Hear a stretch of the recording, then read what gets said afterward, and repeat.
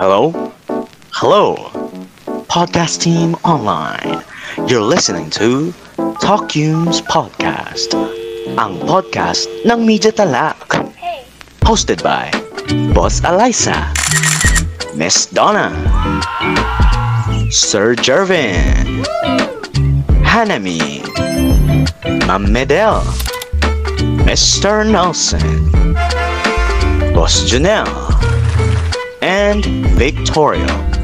An all-exclusive podcast talks about introduction to new media and information literacy and evolution of traditional to new media. And this is Talkyums Podcast. Magandang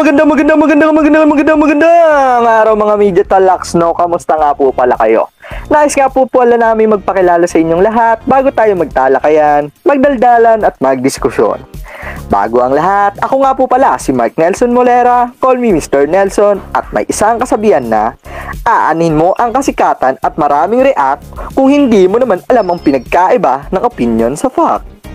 Oh, legend! At alam mo diba, ang media ang naging daan sa panahon ngayon sa pagkuha ng mga kaalaman o impormasyon na nais natin malaman. Pero bago yan, ipapakilala ko muna ang mga kasama natin ngayon. Mga ma'am, sir, pwede na po kayo magpakilala. Good day, everyone! Good day, everyone! Annyeong! Ako po pala si Ayowa Junel Nolasco at pwede nyo akong tawagin Boss Junel. At naniniwala ako sa kasabihan na pinanghahawakan ni Peter Parker. With great power comes with great responsibility. Yun o! Hi! I'm Eliza Joyce Basiran, call me Boss Eliza, at ako'y naniniwala sa kasabihang buksan ang mata at isipan para ang katotohanan mas lalo nating maintindihan. Yan! Legend! Shit! Konnichiwa, minasan. I'm Donna Garcia. You can call me Miss Donna at naniniwala sa kasabihang ang love ay parang information. You need to think if it is true and find if it is sincere so you can avoid disinformation. Same shit! Ako si Jervin Jimena, tawagin niya ako Sir Jervin. At naniniwala sa kasabihang ang umaayaw ay hindi nananalo, ang nananalo ay hindi umaayaw. Yun o! Hey, let's go! I'm Danny Medel. You can call me Mommy Del. Naniniwala sa kasabihan na aanin ang impormasyon kung kay Martes galing yon. True. I'm Hannah May D.L. Yang, call me Miss Sanggipsal, at naniniwala sa kasabihang hindi lahat ng patama ay tungkol sa'yo, sadyang natatamaan ka lang kasi feel mo.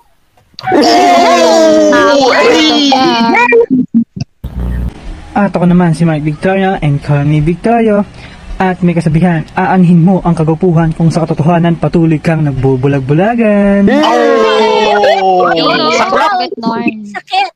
At lahat kami dito ay handang ipaliwanag ang mga naging pagbabago ng kalagayan ng media.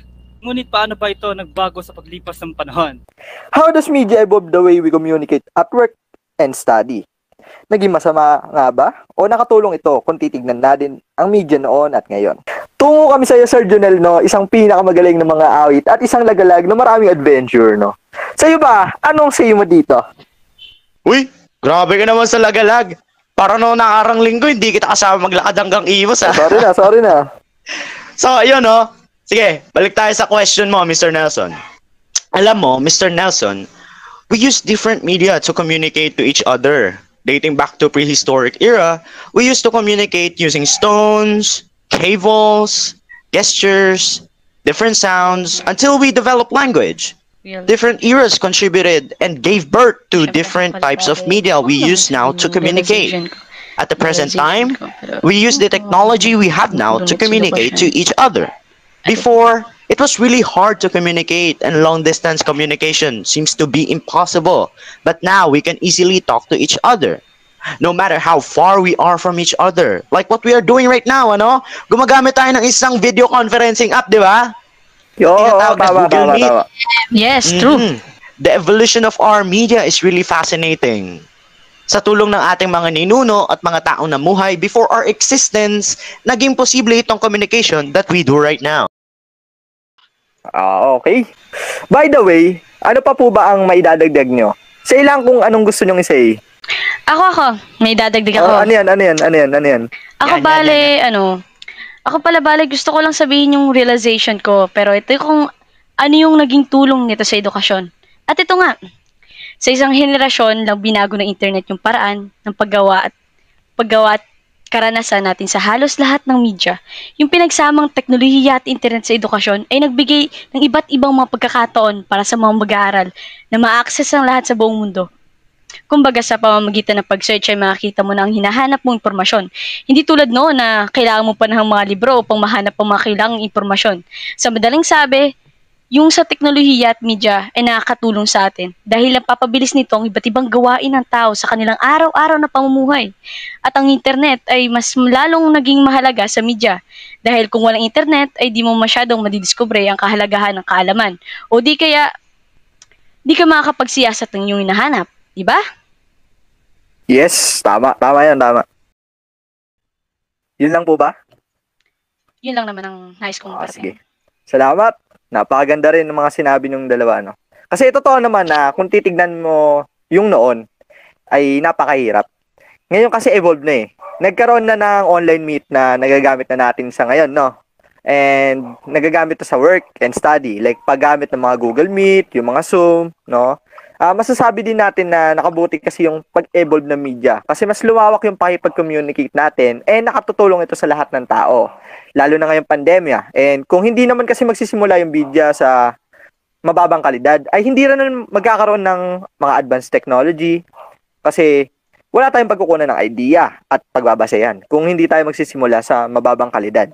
Masasabi rin namang may masamang dulot yung pag-evolve ng media. Kasi nga, pa-upgrade, mas lalo nagiging tamad yung tao.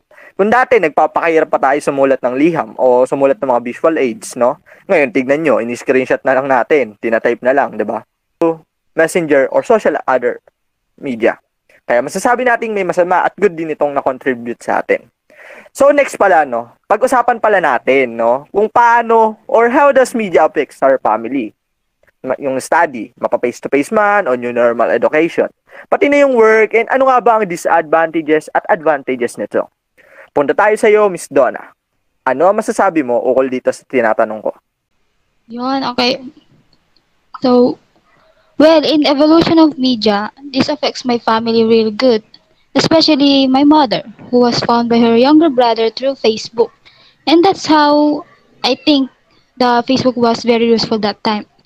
When it comes to my study naman, during face-to-face or new normal education, it's been helping me a lot because of the new media. I can find useful information since I don't have a book that can be a source to what I am looking for.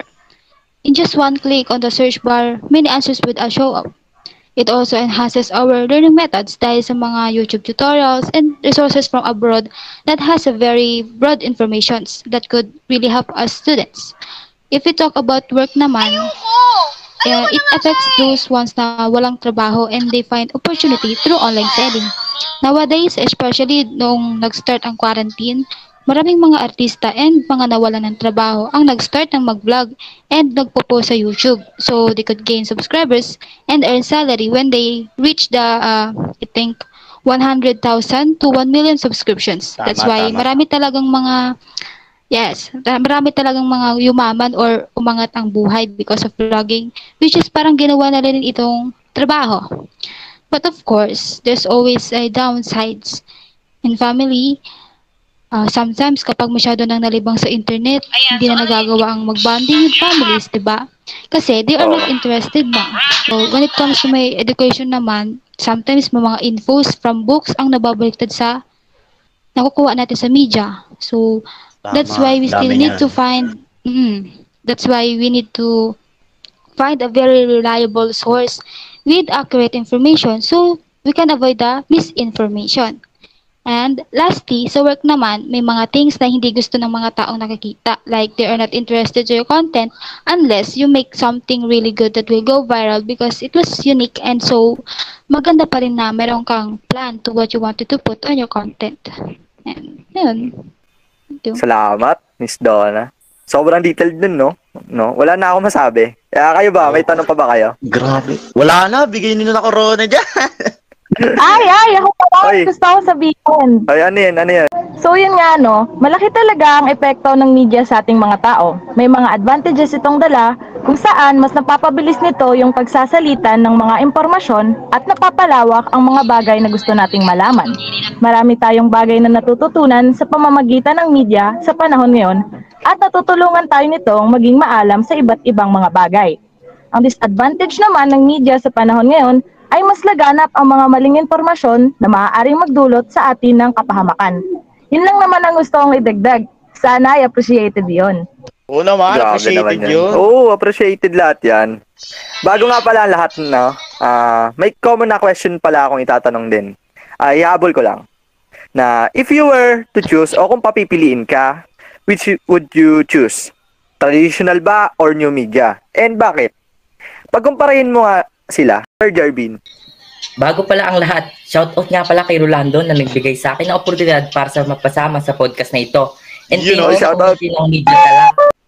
By the way, sasagutin ko na ang tanong mo, Sir Nelson. Kung ako man ay papapiliin, mas gugustuhin ko ang new media. Bakit kamo? Dahil sa new media, napapadali ang ating pakikipagkomunikasyon sa ating magulang, kamag-anak at kaibigan sa tulong ng internet at makabagong teknolohiya. Halimbawa ng smartphone at tablet, mas napapadali ang ating pakikipag-usap. No hassle, download ka lang ng app like Messenger and Facebook, madali mo na sila makakausap. Kunwari may kamag-anak ako na nasa ibang bansa, nag-chat ako through Messenger. Ilang segundo pa lang nakarating na agad ang mensahe ko kahit sobrang layo ng kanyang distansya. Diba ang bilis? Parang si Whiplash sa Avengers at Flash sa Justice League. Ganon kabilis yun. Unlike sa traditional media, dahil ang komunikasyon dito ay hindi ginagamitan ng internet connection or mga gadget. Yun lang naman. Grabe na yan. Grabe, Wala na lakas. ako masabi sa inyo. Grabe yun, Napapaw na grabe. ako dito. So ayun nga no, kung meron kayong mga idadagdag pa mga ka-media talks, huwag kayong mahiya, free to say what you want naman. Uy, ako may gusto ko idagdag mga par. O yan, ano yan. Uy! You know? Sa akin naman, without hesitation, I choose the new media then because there is a lot of new media to offer and also a lot of option. Unlike sa traditional media, it is limited, right? At saka, Yes. kung sa usaping disinformation at misinformation, masasabi kong mas angat ang new media dahil mas malalaman natin agad kung ano ba yung totoo sa hindi. Kasi sa traditional media, noon eh hindi pa natin masyado alam kasi hindi pa uso noon yung fact-checking. Unlike ngayon, pwede mo nang malaman yung fake news. Ang kaso nga lang, sa new media, mas laganap na yung fake news dahil mabilis mapakalat ng new media ang impormasyon. Pero mas mapadali naman ito malabanan yung fake news kung ikaw ay isang media literate. So, Victorio, kung nakikinig ka Yan. talaga, matanong ko lang ha, paano ba maging isang media literate? Ayan, grabe nan. So yung tanong mo ay kung paano maging isang media literate, di ba? Yung tanong na iyan, alam mo ba? Yan yung Hindi pinaka-naintindihan ko sa discussion ni Sir Castillo. Nakinig talaga ako. Nasabi ko lang para maging isang media literate ay need natin ng critical thinking skills para malabanan natin yung mga disinformation na pumapalibot sa atin. Halimbawa, may nakita kang piece of media. Dapat kapag tinignan mo yon ay aalamin mo kung nagsulat ba ay professional or expert. Kasi kung galing sa CTTO o credits to the owner ng mga post lamang talagang napakalaki ng porsyento na pwede ka mabiktima ng misinformation, disinformation, dahil baka yung iba doon, kuro-kuro o may mga policy lang. Means parang mga baluktot na reasoning lang pala. Next, hindi natin na tignan if yung information na mababasa o makikita natin is credible, kaya dapat look for direct evidence of the claims the author is making. Then we need to support for an argument that can include statistics, codes, infographics, or research from esteemed sources. Dapat nating i-define ang kailangang malaman at hindi yung gustong malaman. Yun lamang, sana napalinaw ko pa yung paliwanag ni Sir Castillo na araw. You know, salamat Sir Castillo. May pasalamat. Sino ka dyan? Nakikinig ka pala talaga. Hoy, tulad mo ako sa'yo. Mabait na ako, no? Wow, coming from you. Wow, coming from you. Grabe naman. Coming from Grabe, galing naman talaga. guys. Ay. So, ayun nga, no. Napag-usapan na natin yung mga about sa media, yung naging evolution na to. Kung paano ba maging media literate din. At kung ano nga ba yung pinagkaiba ng new age, mga traditional, diba? Yung pag pinag-compare na natin. So, ngayon, hanggang dito na lang siguro kami. Kasi may gagawin na rin kami. Yun nga, You know, magiging busy na. yun. So, Salamat hanggang dito sa na lang po kami. Oras nyo. Salamat po sa inyong pakikinig.